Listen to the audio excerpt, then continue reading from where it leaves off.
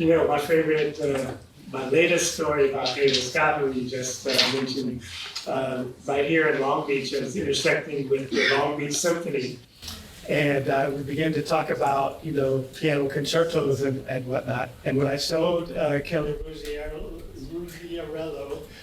a video of Hazel Scott, she was like, holy moly, what's this lady? It's really interesting that someone that established in music really wasn't aware of our history, When you get into the black women in jazz, then it's a whole other story. And Hazel at least has the showwomanship of playing two pianos at once, being in music clips, with Lena, or I forget which Hollywood star, but she was something else. And as we go through this discussion, I'm sure we'll be talking about diversity of the things that women had to do, or the things that brought more attention to them. They couldn't just be the great musician a lot of times, So I'm getting ahead of myself. I mean, there's so many things that we can talk about. Sure. I want to just try to, as we're in this space currently, there's so much going on politically, socially, and we know that music is always a soundtrack, right, to liberation, to revolution, and all of that. And I am always, still to this day, fascinated by Billie Holiday's Strange Fruit. Mm-hmm. Talk a little bit about how jazz and how women in jazz speak to political consciousness. Sure, I'll begin. Everyone's looking at that. I think what stands to me, particularly around that song and that artist and her journey and its relevance from its time through today, is most obvious to me in the recent sort of honoring of her life and her story that you would see with Andra Day, right? Is an artist now that portrayed her and her story. And I think there was, you felt the same sort of pain, passion, necessity for expression for that song as it was portrayed in that period, that representation of that time and in that period piece as another piece of visual media. But you also, because of when it was released and what was happening in our political climate, particularly around Black people, the continuation of Black women needing to be protected, needing to be revered, needing to be celebrated, and our stories, needing to tell our own stories ourselves, and Andra doing that. Her performance of it also echoed to me the pain of what's being expressed in the song as well, right? In other words, you felt in watching her portray Billie, she was also telling her own story. She was also a part of the unfortunate cyclical expression and experience, of Black women in music, particularly in a genre where you are someone who is kind of put in a position where you are desired, but yet in a way that you're being told how to be presented. You're over-sexualized. Your voice, your independent voice and your independent thought on those that you want to be a part of your experience, those that you see in your creative space, your fans, the people that you want to get this message out, is still being limited and being told to kind of stay within its place, stay within its lane.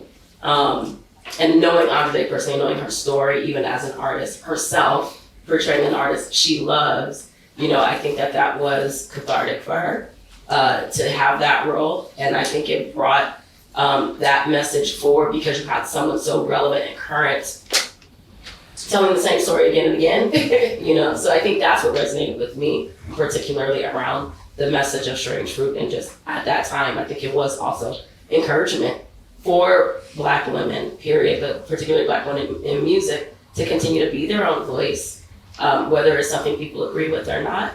And I think there have been other expressions. I'm forgetting the artist, she's like right here, has a similar voice, shorter hair, and she's like an obvious name. And I'm like, ooh, but she has been seen sometimes politically on the other side of Black opinion. what's the artist name? You know what I'm Are you talking about? talking about back in the day? No, I'm talking about like recently. Oh gosh. She, Cynthia.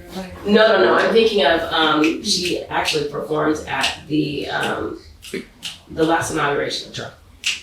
Oh. Yeah, I'm thinking, someone just said, I'm thinking about, I can't. She performed it. She's an R&B artist, yes. And Chrisette. Yeah, Chris. You know, Michelle.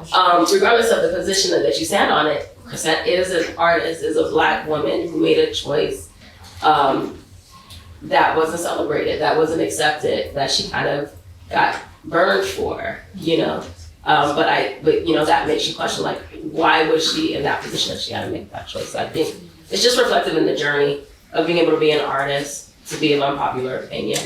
So anyway, I hope that's not too all around the world and around and back, but that's sort of how that sits with me. Sure. Anyone else? I just wanted to add that, Andra Day took her stage name from Billie Holiday. Mhm. So Yeah. that's how influential she was to her.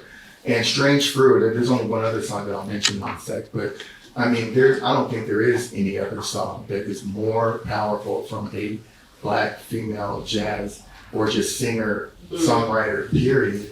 And just, on a slightly lighter note, I remember a show I saw at once she was persecuted for that song, she was told not to, if you perform that song on the stage, we're hauling you off to jail. And she would get up there and do it. So, I mean, you all know that history, right? So, oh my goodness, what did I say? Billie Holiday, Andra Day. Your check. Oh, the lighter side. I saw a show at Disney Hall with Al Jarreau, Dee Dee Bridgewater, opening act. And Dee Dee had just put out an album that was a tribute to Billie Holiday. And she did all the, fun, nice stuff, whatever. She closed her set with Strange Fruit. And I was like, how you gonna do that to Al? Do you know how hard Al Jarreau is gonna have to work when he comes on the stage to get us back into Swingsville, But the other song that I was gonna mention that's kind of as powerful, close to as powerful, was made famous by Nina Simone, and that's For Women. Yes. That would be the close to the equivalent, stereotypes of Black women. And the song has been done and theatricized and everything by so many. And the sad thing is that both of these are things that continue on to this day. All the same cyclical aspects of this. So, that's my thoughts on it.